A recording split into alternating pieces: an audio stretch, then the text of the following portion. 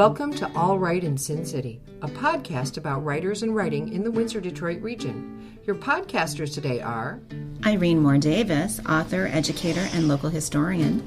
Sarah Jarvis, former bookseller, publishing rep, and literary festival chair. and me, Kim Conklin, Windsor-based writer and filmmaker.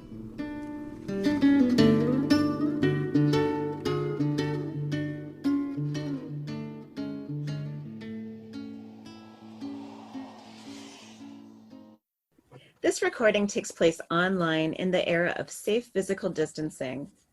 Born in Ottawa, Rob McLennan currently lives in Ottawa, where he is home full-time with the two wee girls he shares with Christine McNair. The author of more than 30 trade books of poetry, fiction, and nonfiction, he won the John Newlove Poetry Award in 2010, the Council for the Arts in Ottawa Mid-Career Award in 2014, and was longlisted for the CIBC Poetry Prize in 2012 and 2017. In March 2016, he was inducted into the Verse Ottawa Hall of Honor. His most recent poetry collections are A Halt, Which is Empty, by Mansfield Press in 2019, and Life Sentence, which was published in 2019 by Spoyton Doyville, with a further poetry title forthcoming from University of Calgary Press. An editor and publisher, he runs Above Ground Press, Periodicities, a journal of poetry and poetics, and Touch the Donkey. He is editor of My Small Press Writing Day and an managing editor of many Gendered Mothers. Rob McLennan regularly posts reviews, essays, interviews, and other notices at robmclennan.blogspot.com. Welcome, Rob McLennan. Hello. That was a hefty amount of talking you had to do. How and when did you fall in love with writing?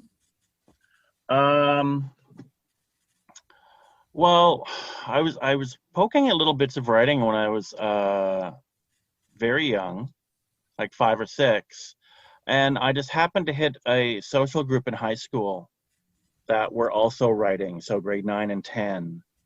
So it kind of prompted me to do my own thing. So I pretty much just launched from there.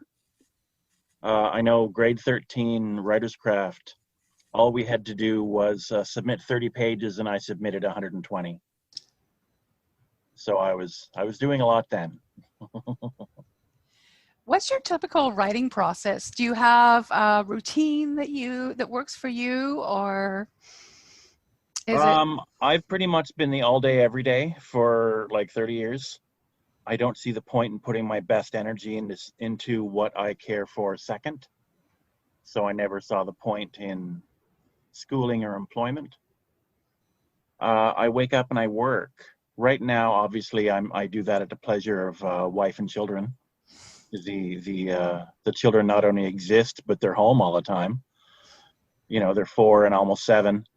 Yeah, I just get up and I just work, and I just poke at things and to see where they go. Working on half dozen things at any given time. Okay, well, that kind of leads into our next question. How do you balance that publishing and editing with writing fiction and nonfiction and poetry? Are you able to do them all pretty much simultaneously? It sounds like you can. Well, kind of, and I've always been doing that. Even like as a high schooler, I was poking at fiction and poetry and playing music and drawing and doing various things like that. It's only when my first child was born back in '91 that I thought, you know, I should figure out one thing, and then once I get a handle on that, then I'll try to do a second thing. And for whatever reason, that first thing I picked was poetry. So once I felt it after about 5 or 6 or 7 years, then I felt confident enough that I could attempt fiction. Yeah, I do them all simultaneously, but I tend to only work on 2 large projects at any given time. Otherwise, I can't keep them in my head. When I'm working on, like, I've been working on a novel since the beginning of July, which allows me the attention to work on short stories sort of on the side. But if I'm working on that, I can't really work on poetry. I used to be able to do more, obviously, before the wee children, because I had longer days. Yeah, I'd be able to work on like a novel and a poetry manuscript simultaneously, but that's before all the new babies. So you have published more than 30 books. How Yeah. would you describe your evolution as a writer since your first book, Notes on Drowning? That's a good question. I think when I started paying attention to fiction seriously, all the storytelling elements of my poems shifted out. So it allowed my poems to move in a different direction, which is kind of interesting. I didn't feel the need to tell stories in the poems anymore because I was writing stories. So I think I'm far more attuned to language in the poetry. And then when I'm working on prose, I'm aware, I'm more working through narrative, but highly attuned to the language. Yeah. Like even the difference between prose poems and tiny short stories, they might be each a single paragraph and they might each be a similar length. But if I'm working on a prose poem, the way I approach it is different than if I work a short story. Right? One is propelled by language and one is propelled by narrative. Even if the story is one sentence long, it's still, there's a beginning, there's a middle, and an end. There's a trajectory. So I can't call it poetry in my head. It is fiction. It is prose, But then a prose poem will be doing something different structurally. For your blog and for your periodicals, you frequently interview fellow authors. What appeals to you about interviewing other writers, and what does that experience bring to you? Sometimes the best way to understand someone's work is to get them in their own words. And the 12 and 20 question series is a lot of fun. I've not repeated anyone on purpose. I think I've done it twice accidentally. But I've done 1,000 interviews since 2007. So it really just opens up, I might not be interested in the work of every single person, but it allows me at least to be aware of what different people are doing. And that's kind of fun. And I'm always 2 or 3 months backlogged.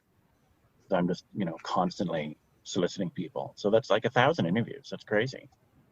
And yeah, the same with Touch the Donkey. I do the interviews that are 7 or 8 question. They are back and forth interviews, and they sort of go around the submission that they have in the current issue. And it's a way to kind of just understand the poem, understand how they got to that poem, what surrounds the poem, the trajectory to that poem. Yeah, and it's going through their own words. It's a lot of the people I'm interviewing for 12 and 20s and for Donkey haven't really been interviewed before, which is kind of neat.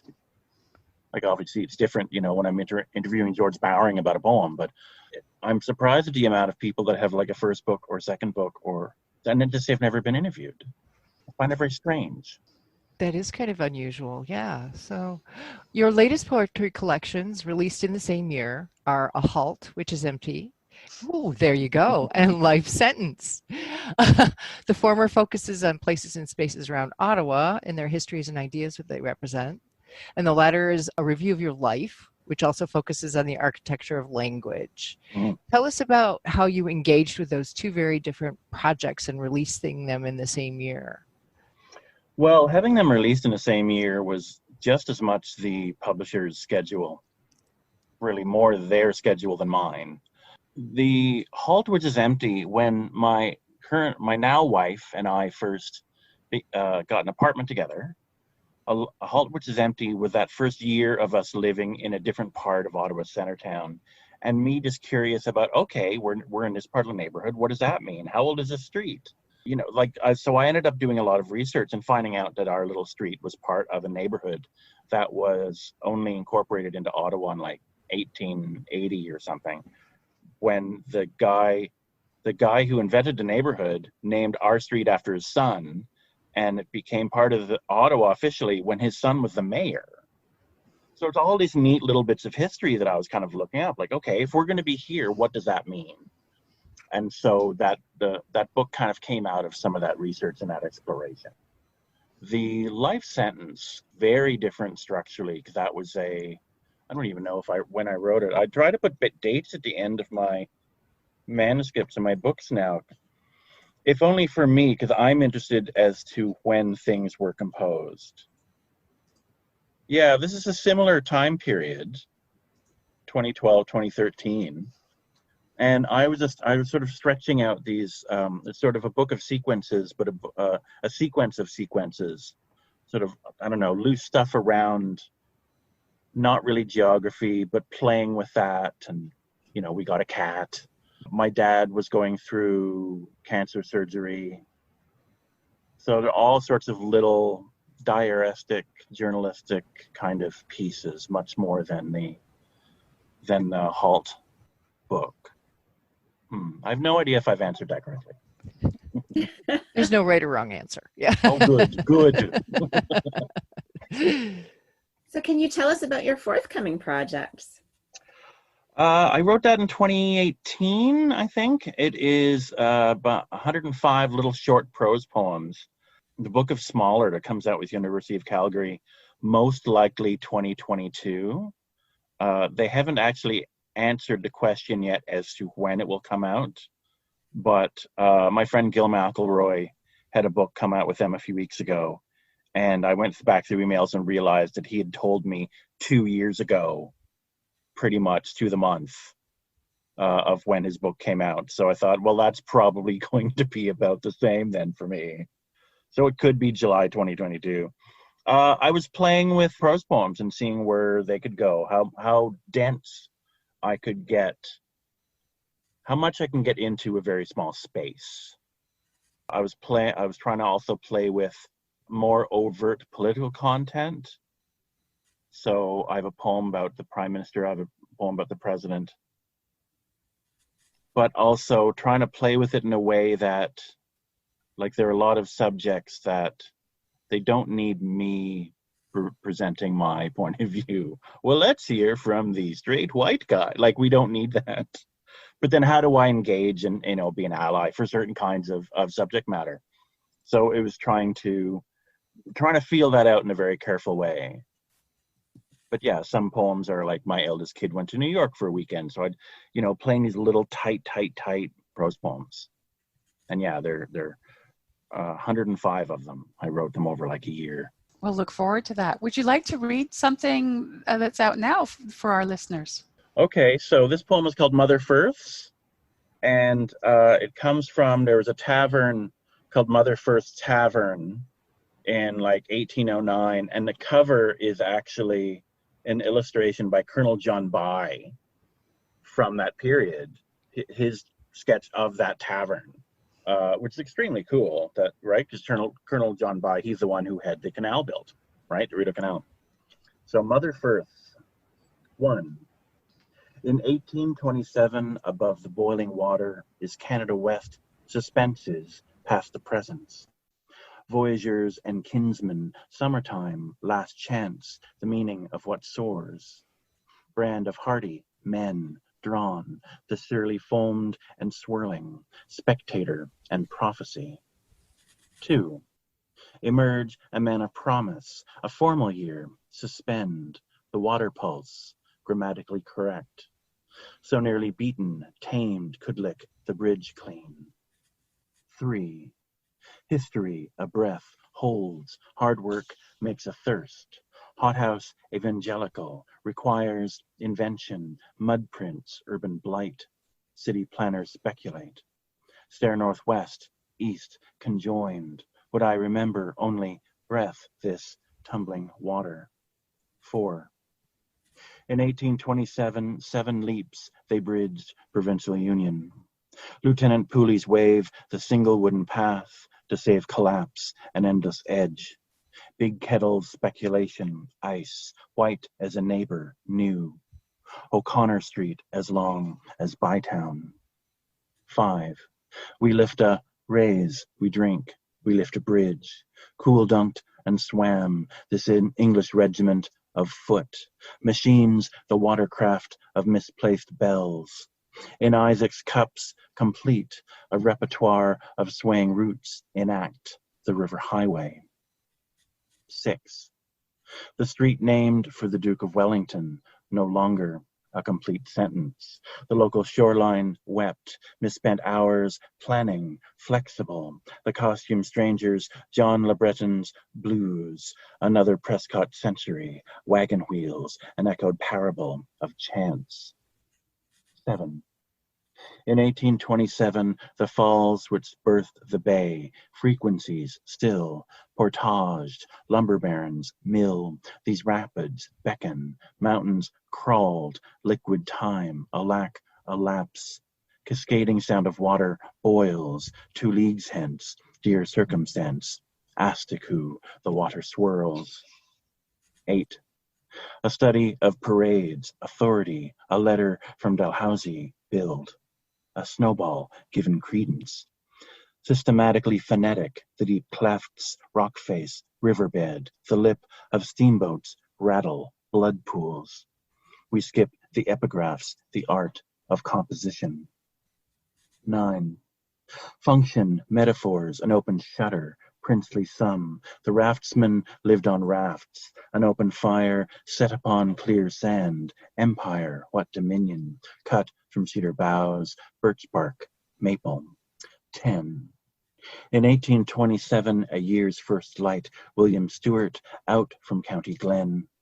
This noble bytown, Commonwealth's most dangerous locale.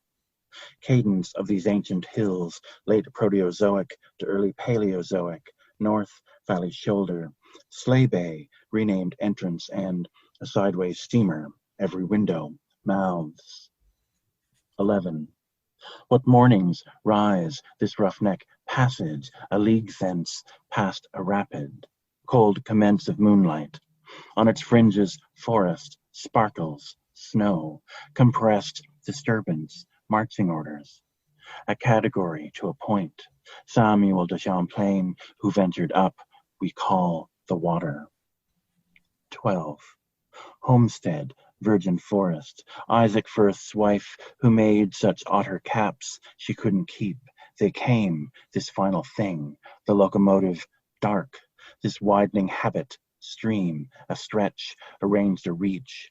In 1832, the Firths departed into Bytown, their tavern silenced against the linen cloth. Lovely. That was just gorgeous. Thank you so Thank you. much. Thanks so much for being with us today. Thanks for joining us. Look for more episodes of All Right in Sin City wherever you listen to podcasts, or check out our website, allrightinsincity.com. For information and announcements of new podcasts, sign up to our email list or follow us on Facebook and Twitter.